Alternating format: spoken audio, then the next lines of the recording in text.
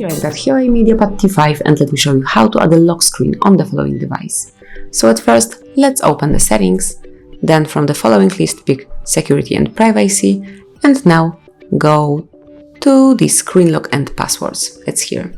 Now if you would like to set lock screen password, click on this icon, and now it's time to enter the 6-digit long PIN, so I will pick 1, 2, 3, 4, 5, 6.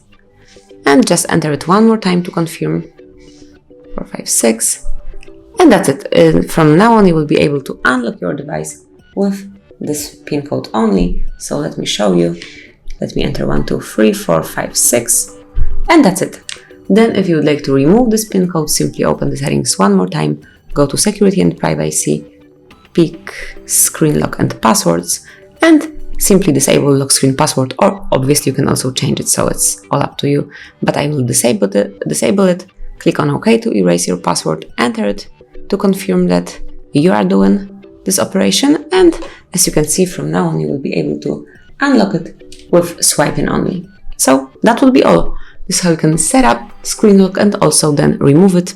Thank you for watching, please subscribe our channel and leave the thumbs up.